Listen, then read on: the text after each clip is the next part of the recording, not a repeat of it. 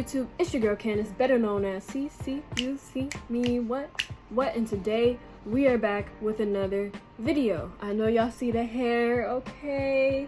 I'm gonna be honest, I like the afro a lot, but it's starting to get old, so I was like, let me just change it. So today's video is going to be about Applebee's pros and cons. Pros and cons working at Applebee's. So I'm just gonna get straight into it because it's super hot right now and you see the sun just shining on me right now. Anyways, I have a handy dandy list. We're gonna go through this. So the first pro of working as Applebee's host is easy and fast-paced interview process and application process. So if you guys seen my last videos, you already know how that went. I applied on Indeed, they didn't answer. I wanted it in one day. So I was like, you know what, I'm just gonna call them. They scheduled me for an interview.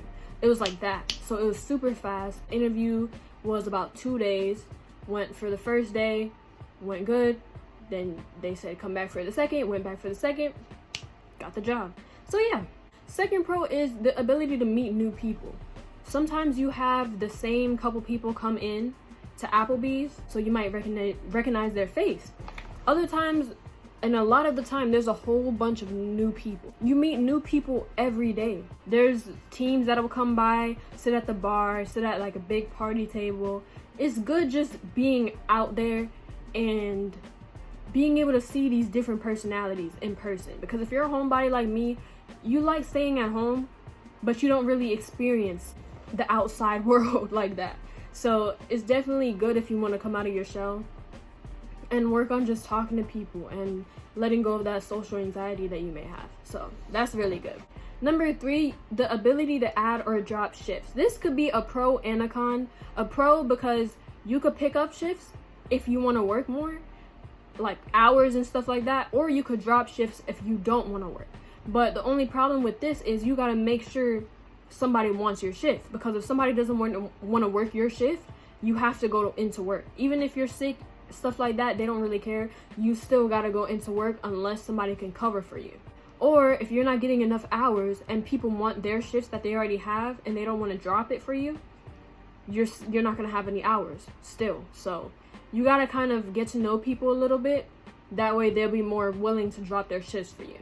Number 4, the managers I have here are pretty chill. If you ask them for help on a certain thing, they're gonna help you and they're gonna help you get through it, unless they keep repeating it to you. If they have to keep repeating it to you, they're gonna get annoyed, they're gonna get frustrated, and you're gonna know.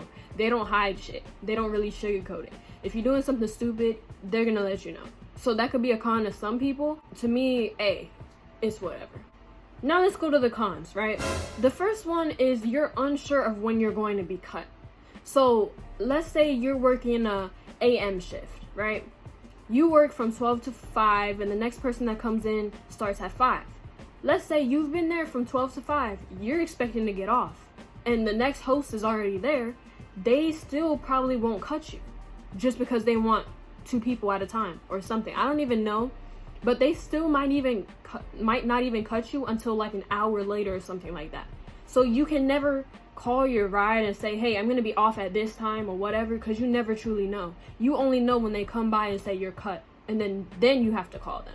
That's the only thing I don't like about not knowing when I'll leave, because dude, I want my ride to already be ready so I can just leave. I have to wait for hours for them to come and stuff like that. That's annoying. Number 2, no breaks. This is only annoying when like my feet start to hurt or I start to get a headache and I just can't chill for a second. That's the only thing I don't like about not having breaks. But if you're working a double shift, mind you, we only work 5 hours basically, and less than that as a host. But if you're working a double, you're working the full 8 hours. So yeah, you can kind of get a break for that. Number 3, you're isolated. As a host, you're isolated at your stand. So you're supposed to stand there and, you know, keep an eye out, see if any more guests are coming in, see how many, you know, kind of get a feel of things in the front. The servers have their stand in the back. That's where they place the orders and stuff like that. And they all like to hang out right there. And it's mainly the servers, all of the servers. Sometimes the cooks will come out and they're just having their own conversations, but the hostess are usually isolated in the front. 4, busting tables. I personally don't give anybody attitude or care that much if I have to bust a couple tables. But my only thing is, if you see the table is like severely overstacked, there's so much stuff at the table, help out a little bit. Don't just stand there and have a whole conversation and not do nothing. I understand if you're busy and having to take orders and stuff, but if you're not doing neither one of those, you can help out. Like, what are you doing? You can help out a little bit. So, especially the party tables, like the 13 chair tables, yeah, you can definitely help out because I'm not going to do all the work for that. You're tripping. Extremely. Number 5, rotational seating. This is going to be the last one I'm going to do, but it's one of the biggest ones. Rotational seating, it starts all drama. If servers don't feel like taking a table, they will tell you, why did you double seat, or why did you seat me? I don't want to be sat right now. Like I'm supposed to read your mind. I'm going through the thing. I'm going through who needs to be seated next. Don't get mad at me because I sat you when I was supposed to seat you. No. My manager is in his office. You're not the manager. You better get back to your station, do what you gotta do, and take these people's orders. Anyways, drama with the servers, it's a lot. Customers too. Customers want to be seated somewhere all the way over there when the server's not even there. A server's not over there. How am I going to seat you over there? You don't want to be fed? I know you're hungry. You came to Applebee's. I know you're hungry. You didn't come to a restaurant not to eat, did you? It's not like you sat at the bar. No, you want food and you want to be served, right? Okay, so in order for you to be served, you have to sit in these sections. That's another thing. The attitudes from the customers are crazy. If I tell them you can't sit somewhere, usually I'll compromise and I'll ask the server, hey, can this person sit here because they don't want to sit over here? You know, I try to be one of the nicest hosts ever, but they don't understand that. It's like, why don't you want to see me over there? I see open tip. Yes, I know. I'm not blind. I see shit too, you know, but I can't seat you over there. Can you make my job a little bit easier and sit where I put you? But yes, that concludes the pros and cons for now. Oh, the pay. Getting paid bi-weekly is mad annoying. I don't even get paid that much. I think every 2 weeks, because I have to pay for rent and stuff like that, every 2 weeks, my check is like $400. Every 2 weeks. But I have to pay rent here, which is like $200. Gas, which has went up. So I barely have money for myself working here. We only get paid $14.25. I'm trying to get paid $18.25 or 18 something, 20 something. I'm trying to get paid more. But right now this job is okay until I find another one. Overall, if you want to work at Applebee's as a host and you want to know, hey, is it worth it? It definitely is.